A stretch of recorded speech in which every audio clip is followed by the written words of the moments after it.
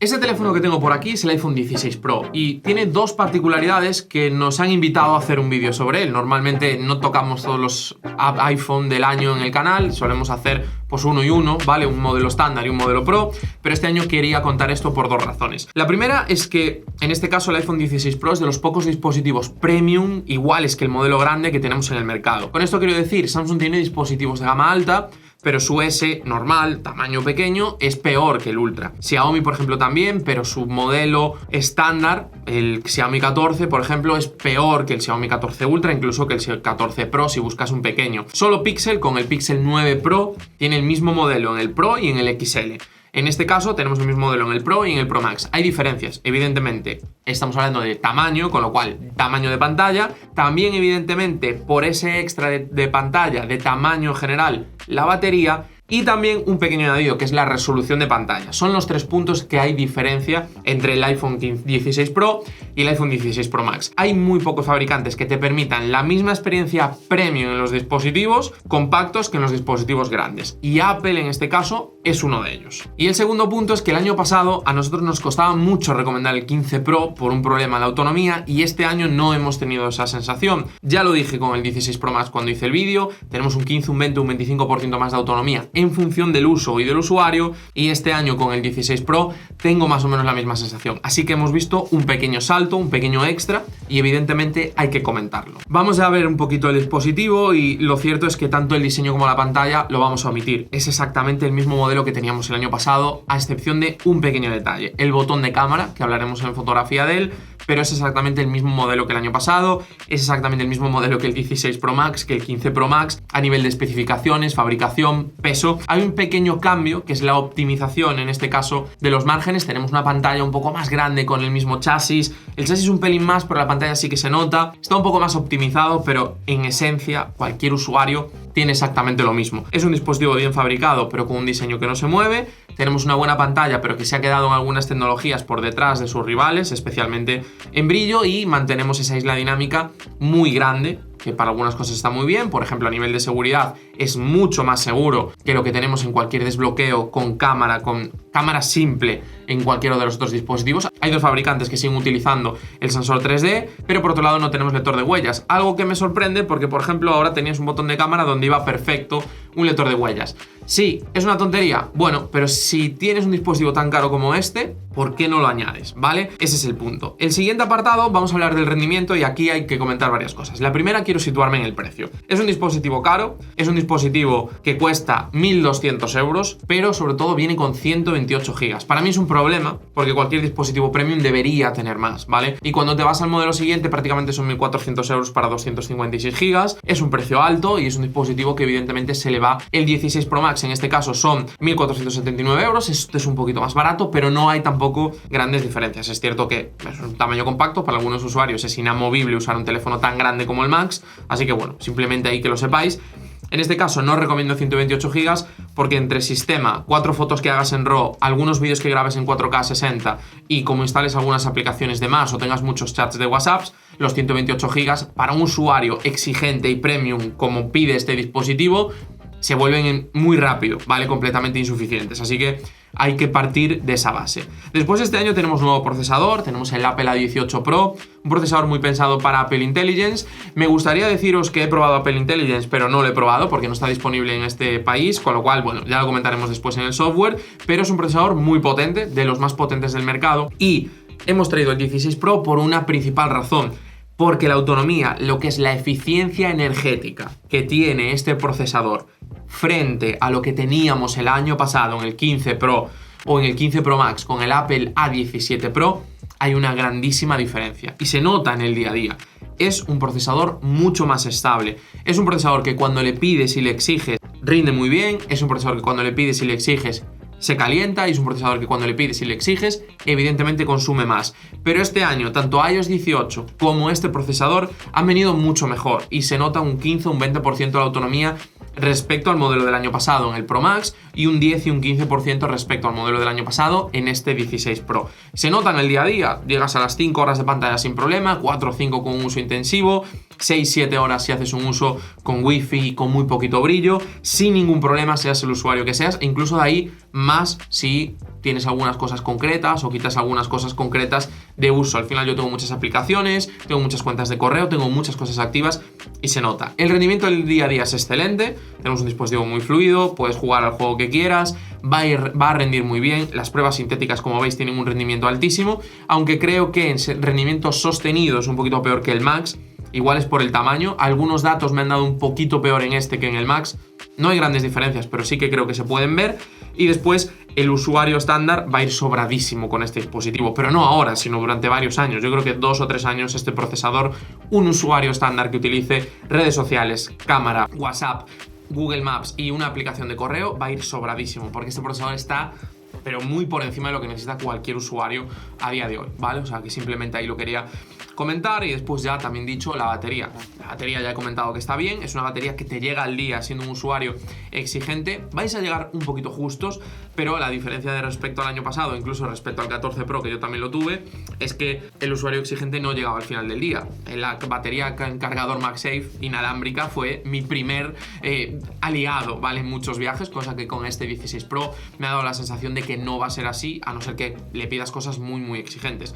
Mucho vídeo, por ejemplo, en formato ProRes con el USB-C, ahí sí que consume muchísimo, ya se nota en el 16 Pro Max y aquí también, pero es un pequeño uso muy concreto de algunos usuarios, así que vamos a tener en general una buena autonomía.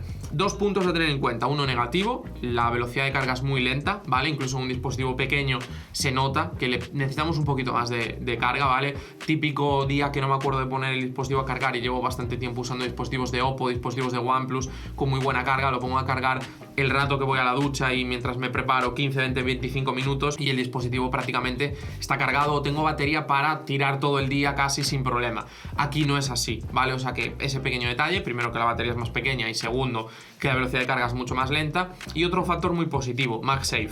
Hay muchos fabricantes, y de hecho tengo aquí la funda de un dispositivo de otro fabricante, que están optando por añadir el MagSafe en sus fundas. ¿Por qué? Porque se ha convertido prácticamente ya en un estándar y creo que poco a poco lo vamos a ir viendo en más fabricantes. Esta es una funda propia del fabricante, evidentemente hay fundas de terceros que también vienen con esto, pero ya los propios fabricantes están optando por ese tamaño, por esa forma. Creo que es algo que va a venir y Apple lleva tiempo trabajándolo, tiene una gran cantidad de accesorios y muchas baterías están pensadas para poner en el hueco aquí, ¿vale? Que libre exactamente el módulo de cámara, ¿vale? O sea que eso es algo a tener en cuenta. Con otros dispositivos de otros fabricantes igual eso no pasa, o igual tienes problemas con las cámaras, o igual tienes que poner la batería de lado, como me ha pasado con mi batería que tengo MagSafe, con alguna funda de terceros para otros fabricantes. Y el siguiente punto en este caso es el software. Ya hemos comentado, una de las grandes novedades de iOS 18 podía ser Apple Intelligence, se ha quedado en algo que no acaba de ser todo lo bueno que debería según la gente que lo ha probado. Nosotros no lo hemos podido probar porque en este país no está disponible. Todos los puntos positivos de iOS 18, evidentemente, todo lo que tiene que ver con la integración del sistema de Apple. Cuando estás haciendo algo, por ejemplo, yo edito muchas fotos en el iPad, automáticamente las tengo aquí, las puedo compartir de una manera muy sencilla con AirDrop. Evidentemente, cuando utilizas cualquier tipo de dispositivo, funciona quizás mejor que otros fabricantes, eso hay que reconocerlo, el MacBook, el iPad, este reloj. Y yo, por ejemplo, no soy muy fan en general del software de Apple, es algo que abiertamente lo puedo decir, pero sí que tengo que reconocer que ese punto extra de cuando estoy produciendo algo y llevo la tablet, el iPad de viaje y llevo este dispositivo, aunque por ejemplo lo dije en el vídeo del OnePlus 13, funciona muy bien el OnePlus 13 con su tablet, tenemos ese punto extra, esto está por delante, no muy por delante, no es una grandísima diferencia, pero sí que está un poquito por delante, sí que incluso con Samsung, que también está haciendo muy buen trabajo, está un punto por delante y para mí sin ninguna duda es uno de los extras. Sí, puede ser un uso muy concreto, pero estamos hablando de un dispositivo caro que quizás va para usuarios exigentes que lo pueden pensar en, tengo un MacBook, tengo el iPad, ya tengo cualquier otro dispositivo de Apple como unos auriculares, como un reloj, me da exactamente igual el dispositivo que sea, la conexión y sobre todo la comunicación y la facilidad de uso entre los dispositivos del fabricante creo que es un poco superior a lo que tenemos en otros fabricantes en Android, así que simplemente ahí lo quería comentar. Y por último vamos a hacer un pequeño repaso de las cámaras, ¿vale? De este iPhone 16 Pro, creo que ya lo hemos dicho muchas veces porque son prácticamente las mismas que teníamos en la generación pasada en el Pro Max y son las mismas que teníamos en el 16 Pro Max, o sea que también también ya hemos hablado de ellas. Primero tenemos un sensor principal que funciona bien, es un sensor principal que en el día a día va a dar buenos resultados. Creo que no te va a dar nunca un 10, pero sí que te va a dar muchos 8 y 9 de manera consistente. Con poca luz y situaciones complicadas, pues igual baja un poquito, pero se va a rondar más o menos por ahí. Es un sensor de 48 megapíxeles, muy grande, un poquito más grande que el año pasado. Va a generar incluso un bokeh natural cuando hacemos fotografías desde cerca. Y después, en este caso, también vamos a tener una opción de hacer fotografías en RAW a 48 megapíxeles. Así que bueno, en general, un buen dispositivo, un buen sensor, una fotografía que no va a ser la mejor, pero creo que la mayor parte de usuarios pues vamos a estar más o menos contentos con ella. Después tenemos un ultra gran angular de 48 megapíxeles, la gran esperanza este año, y la verdad es que no lo ha sido. A mí me ha decepcionado un poco, en situaciones complicadas funcionaba peor. Es cierto que yo llevo unas semanas con este 16 Pro por aquí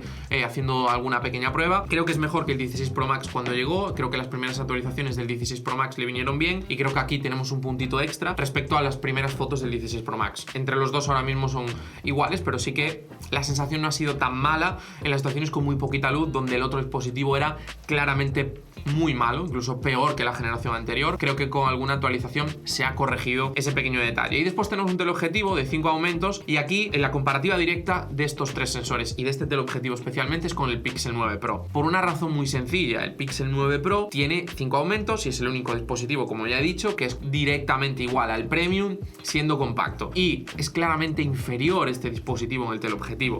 Tenemos peor rango dinámico, tenemos peor detalle, tenemos peor interpretación. ¿Es un mal teleobjetivo? No es un mal teleobjetivo, porque en las fotografías con buena luz, incluso cuando tienen que interpretar algunas cosas concretas, va a hacer buenas fotografías, pero en general es un sensor peor que prácticamente cualquier dispositivo de gama alta, ya no digo Premium, digo la que está por debajo a nivel de teleobjetivo, y creo que aquí Apple se ha quedado un poquito por detrás. La cámara delantera es correcta, pero donde no se ha quedado por detrás Apple, y de hecho todo lo contrario, y de hecho por eso yo uso el 16 Pro Max, es en el vídeo. Tenemos el mejor vídeo del mercado, por muchas razones. Primero, porque es muy fácil de que los vídeos queden bien, ¿vale? A nivel de color y eso, pues tenemos cosas donde a veces pues se equivoca un poco, con alguna interpretación, con algunas pieles a veces haces cosas un poquito raras, pero en general tenemos un buen vídeo.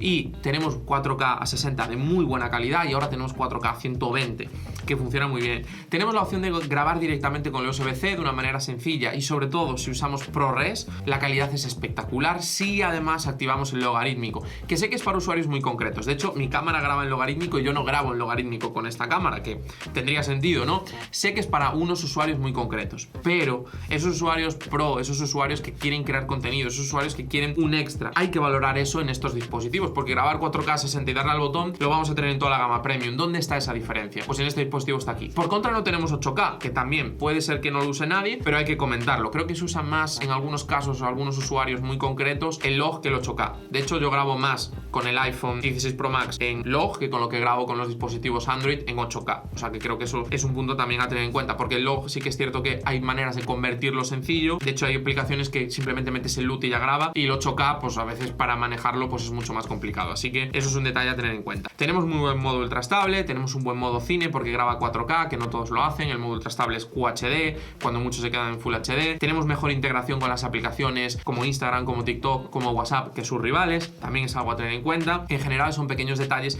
que mejoran un poquito el uso. Más allá de que en fotografía está claramente por detrás de prácticamente toda la gama Premium y toda la gama alta, no solo la gama Premium, sino dispositivos de 800, 900 euros de otros fabricantes, es probable que hagan mejores fotos a nivel global que este. En vídeo sigue siendo el mejor, las integraciones con las aplicaciones y en especial en redes sociales es claramente mejor, y después además tenemos más aplicaciones, o las aplicaciones que tenemos compatibles, por ejemplo Blackmagic, que ahora está en Android, aquí funcionan mejor que lo que por ejemplo funcionan en Samsung, en Pixel o en Oppo, donde también los he probado y están un poco por detrás. Así que son muchas cosas a tener en cuenta. Y ahora unas conclusiones. ¿Vale la pena el iPhone 16 Pro? A ver, vale la pena si quieres un dispositivo de Apple Premium compacto, y vale la pena frente a cualquiera de las otras generaciones. Aunque me digas, no, es que me encuentro el 15 Pro bastante más barato, te diría que no, a no ser que seas un usuario que no necesite para nada la batería, porque la batería del 15 Pro era dramática. Con el 14 Pro la misma sensación. Con el 13 Pro quizás fue el último, pero ya han pasado muchas generaciones, y con el 13 Pro va a haber mucha diferencia en el teleobjetivo, va a haber mucha diferencia en la pantalla, y va a haber mucha diferencia en el rendimiento, sobre todo si eres un usuario que compra un móvil para 3 o 4 años, ahí va a haber diferencias. Este móvil dentro de 3 o 4 años va a seguir perfecto, y el 13 Pro no. Además de que si encuentras un 13 Pro ahora, es probable que la salud de la batería no sea al 100%, con lo cual hay que tener ese detalle en cuenta. A mí me ha gustado mucho, me ha parecido muy interesante. Soy muy fan de los teléfonos grandes, pero creo que algunos ya se están pasando, y este tamaño compacto, este uso, este día a día con una batería que no me supone un problema, porque para mí el punto que tenía el año pasado el 15 Pro es que me suponía un problema, es algo a tener en cuenta. De hecho, yo el año pasado compré el 15 Pro Max porque tenía 5 aumentos y el 15 Pro solo tenía 3, y este año, aunque los dos tenían 5 aumentos y los dos tenían la misma cámara y los dos tenían las mismas funciones, me fui al 16 Pro Max porque tenía miedo de que la autonomía del 16 Pro compacto no fuera suficiente. Y ahora que lo he probado, he descubierto que me podía haber quedado en el 16 Pro, porque para el uso que yo hago con el iPhone, sobre todo que es un uso más profesional, no tendría problema con este tamaño. Sin embargo, con el año pasado, con el 15 Pro, hubiera sido completamente imposible, porque ya con el 15 Pro Max había días que tenía ciertos problemas y tenía que recurrir a la batería. Y no quería estar colgado de la batería siempre. En este es probable que en un uso exigente sí que necesites la batería para llegar al final del día, pero no es un drama, ¿vale? Es una necesidad, un pequeño problema, pero no algo dramático como era el año pasado con el 15 Pro. Dicho esto, os dejo por aquí el vídeo que hizo mi compañera Laura del iPhone 16. Igual no necesitas este Pro, porque este año el iPhone 16 creo que ha sido quizás el punto más completo de los últimos años del modelo estándar, con 2 o 3 pequeños detalles, con 2 o 3 pequeñas cosas, y con un 16 Pro que tampoco es que tenga nada especial. Y os dejo por aquí mi análisis del 16 Pro Max, porque oye, tú igual me dices, Rubén, yo necesito batería, pues ahí tienes el 16 Pro Max. No tengo mucho más que decir. Espero que te haya gustado este vídeo sobre el iPhone 16 Pro. Cualquier duda, consulta, comentario, lo que quieras, me lo puedes dejar en comentarios y intentaremos contestarte, ¿vale? A veces llegan muchos y nos cuesta, pero lo intentaremos. Espero que te haya gustado este vídeo. No te olvides en darle a like, no te olvides en suscribirte y nos vemos muy pronto aquí en Urban Tecno.